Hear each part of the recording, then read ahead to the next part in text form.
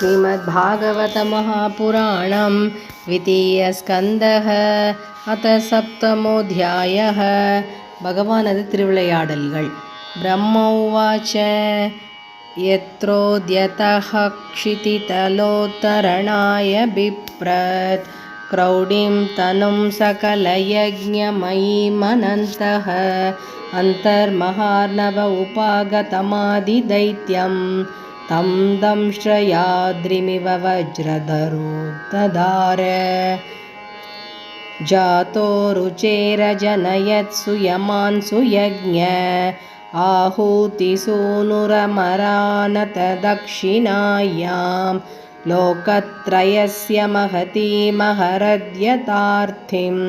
स्वायम्भुवेन मनुना हरिरित्यनुक्तः जज्ञे च कर्दमगृहे द्विजदेवहूत्यां स्त्रीभिः समं नवभिरात्मगतिं स्वमात्रे ऊचे ययात्मशमलं गुणसङ्गभङ्गम् अस्मिन् विधूय कपिलस्य गतिं प्रपेदे अत्रेरपत्यमभिकाङ्क्षत आहतुष्टो दत्तो मयाहमिति यद्भगवान् स दत्तः यत्पादपङ्कजपरागपवित्रदेहाः योगर्धिमा पुरुभयीं यदुहैहयाध्याः तप्तं तपो विविधलोकसिसृक्षया मे आदौ सनात्स्वतपसः सतुः सनोऽभूत् प्राकल्पसंप्लवविनष्टमिहात्मतत्त्वं सम्यग् जगातमुनयो यदचक्षतात्मन् धर्मस्य दक्षदुहितर्यजनिष्ठमूर्त्यां नारायणो नर इति स्वतपः प्रभावः दृष्ट्वात्मनो भगवतो नियमावलोपं देव्यस्त्वनङ्गभृतना घटितुं न शेकुः कामं दहन्ति कृतिनो ननु रोषदृष्ट्या रोषं दहन्तमुत तेन दहन्त्यसह्यं सोऽयं यदन्तरमलं प्रविशन् बिभेति कामः कथं नु पुनरस्य मनश्रयेत विद्धः सपत्न्युदितपत्रिभिरन्ति राज्ञो बालोऽपि सन्नु भगतस्तपसेवनानि तस्मादध्रुवगतिं गृणते प्रसन्नो दिव्यास्तुवन्ति मुनयो यदुपर्यदस्थात् यद्वेनमुत्पदगतं द्विजवाक्यवज्र विप्लुष्टपौरुषभगं निरये पतन्तं त्रात्वार्थितो जगति पुत्रपदं च लेभे दुग्धा वसूनि वसुधा सकलानि येन नाभेरसा वृषभ आससुदेवि सूनुर्यो वै चचार समदृग्जडयोगचर्यां यत्पारमहंस्यं ऋषयः पदमामनन्ति स्वस्थः प्रशान्तकरणः परिमुक्तसङ्गः सत्रे ममास भगवान् हयशीरशाथो साक्षात् स यज्ञपुरुषस्तपनीयवर्णः छन्दोमयो मखमयोऽखिलदेवतात्मा वाचो बभूवुरुषतीश्वशतोऽस्य नस्तः मत्स्यो युगान्तसमये मनुनोपलब्धः क्षोणीमयो निखिलजीवनिकायखेतः विस्रंसितानुरुभये सलिले मुखान्मे आदाय तत्र विजहारः वेदमार्गान् क्षीरोदधावमरधानवयूथपानाम् उन्मत्नताम् अमृतलब्धय आदिदेवः पृष्ठेन कच्छपवपुर्विदधार गोत्रं निद्राक्षणोद्रिपरिवर्तकशानकण्डोः त्रैविष्टपोरुभयहासनृसिंहरूपं कृत्वा भ्रमद्भृगुटितं श्रकरालवक्त्रं दैत्येन्द्रमाशु गतयाभिपदन्तमारादूरौ निपाद्य विददारनकैस्फुरन्तम् अन्तः सरस्युरुबलेन पदे गृहीतो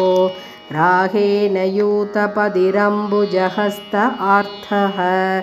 आहेदमादिपुरुषाखिललोकनाथ तीर्थश्रवश्रवणमङ्गलनामधेय श्रुत्वा हरिस्तमरणार्तिनमप्रमेयश्चक्रायुधः पदकराजभुजातिरूढः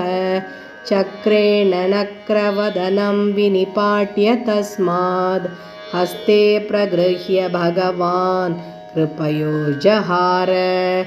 ज्यायान् गुणैरवरजोऽप्यदिते सुतानां लोकान् विचक्रम इमान् यदथादियज्ञः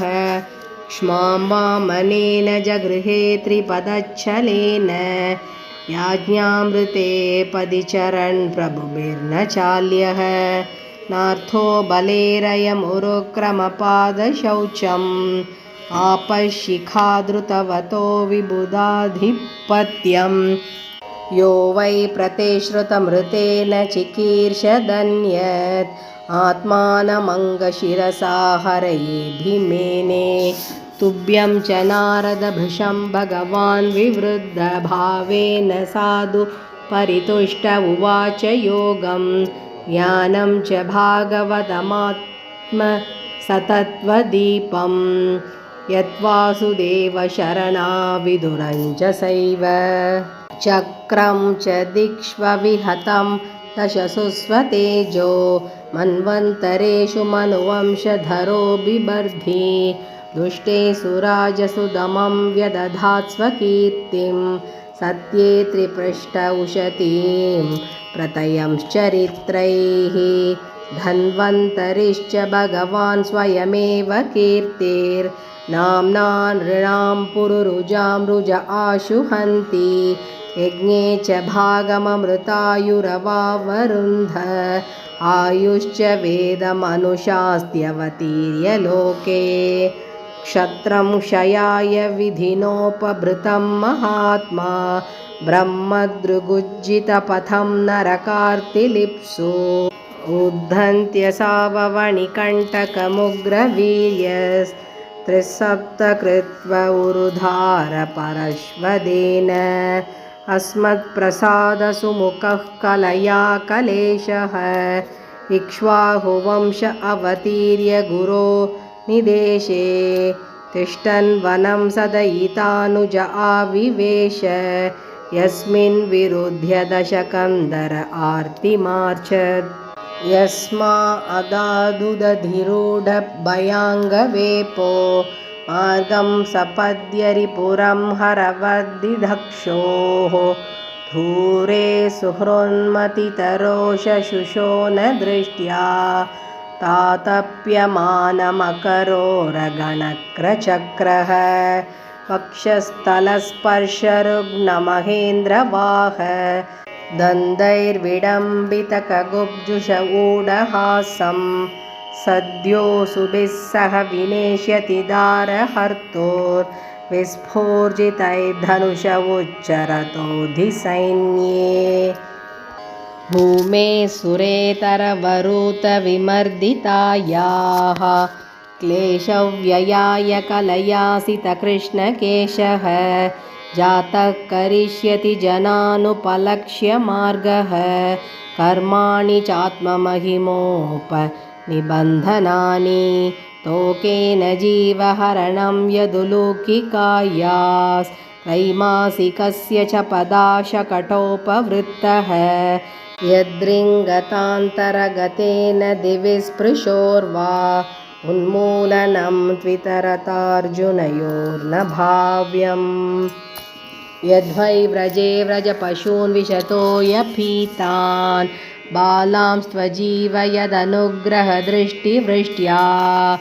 तच्छुद्धयेति विषवीर्यविलोल जिह्वं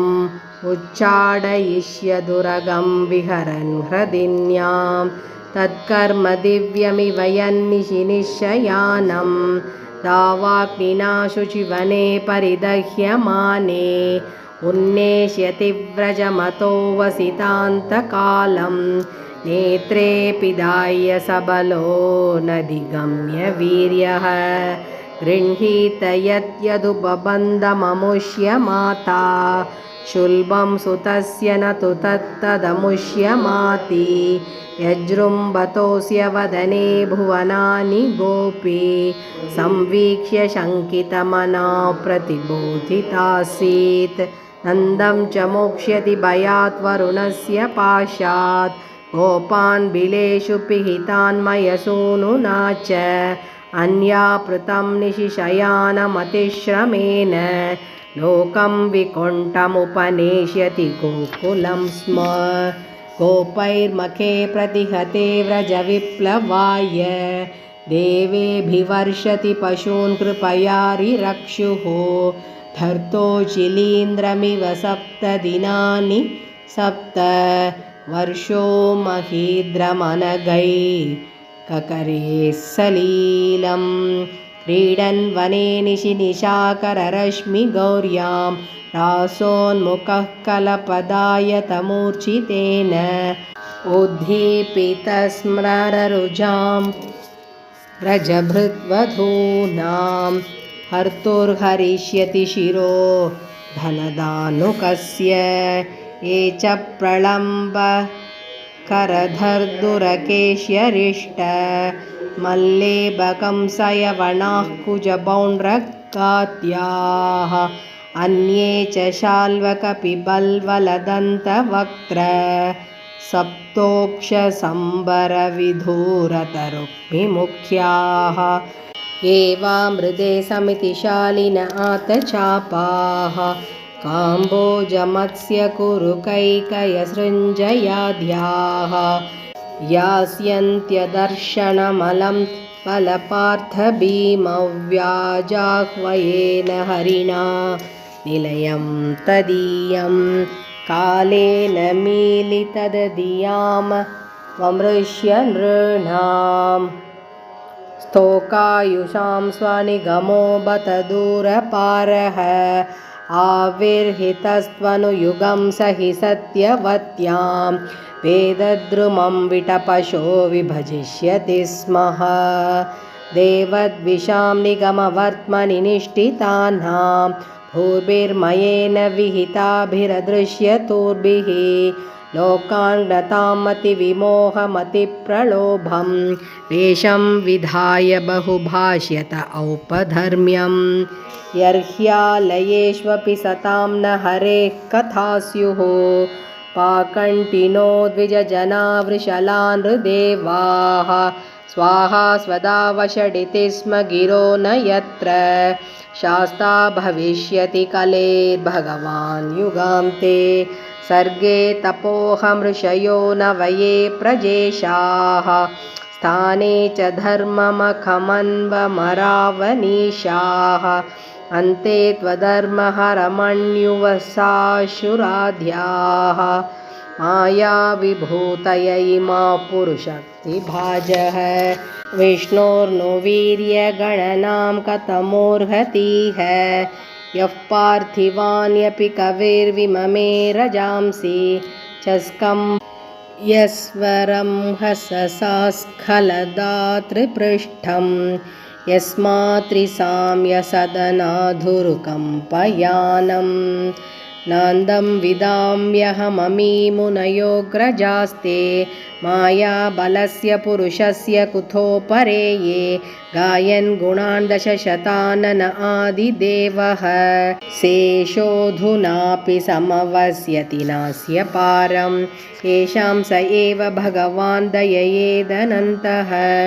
सर्वात्मनाश्रितपदो यदि निर्व्यलीकं ते दुस्तराममतिर्धरन्ति च देवमायां नैषां ममाहमिति धीष्व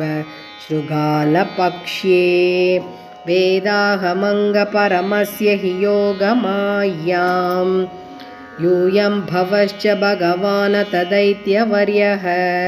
पत्नी मनोस च मनुश्च तदात्मजाश्च प्राचीनबर्हिरुपुरङ्ग उत ध्रुवश्च इक्ष्वाकुरैलमुचुकुन्द विदेहगाधी रग्वम्बरीशसगरागयनाहुषाद्याः मान्धात्रलर्गशतदन्वनुरन्ति देवा देवव्रतो बलिरमूर्धरयो दिलीपः सौभर्युतङ्गशिबिदेवलपिप्पलाद सारस्वतोत्तव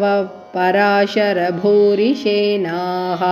येन्ये विभीषण हनुमतो उपेन्द्रदत्त पार्थार्षिशेन विदुरश्रुतदेववर्याः ते वै विदन्त्यधितरन्ति च देवमायां स्त्रीशूद्र पुणशबरा अपि पापजीवाः यद्यद्भुतक्रमपरायणशीलशिक्षास्तिर्यग्जना अपि किमो श्रुतधारणाये शश्वत्प्रशान्तमभयं प्रतिबोधमात्रं शुद्धं समं सदसतः परमात्मतत्त्वं शब्दो न यत्र पुरुकारकवान् क्रियार्थो माया परैत्यभिमुखे च विलज्जमाना तद्वै पदं भगवतः परमस्य पुंसो ब्रह्मेति यद्विदुरजस्रसुखं विशोकं सद्र्यं नियम्य यतयोऽयमकर्तहेतिं जह्युस्वराढिवनिपानकनित्रमिन्द्रः सश्रेयसामपि विभुर्भगवान् यतोऽस्य भावस्वभावविहितस्य सतप्रसिद्धिः देहे स्वधातुविगमेऽनुविशीर्यमाने व्योमेव तत्र पुरुषो न विशीर्यतेजः सोऽयं ते विहितस्तात भगवान् विश्वभावनः समासेन हरेर्नान्यद् अन्यस्मात् सदसच्च यत् इदं भागवतं नाम यन्मे भगवतोदितं संग्रहोऽयं विभूतीनां त्वमेतत् विपुलीकुरु यदा हरौ भगवती नृणां भक्तिर्भविष्यति सर्वात्मन्यखिलाधारे इति संकल्प्य वर्णय मायां वर्णयतो मुष्य ईश्वरस्यानुमोदतः शृण्वत श्रद्धया नित्यं नाययात्मानमुह्यति ते श्रीमद्भागवते महापुराणे पारमहंस्यां संहितायां द्वितीयस्कन्धे ब्रह्मनारदसंवादे सप्तमोऽध्यायः। ॐ श्रीकृष्णार्पणमस्तु।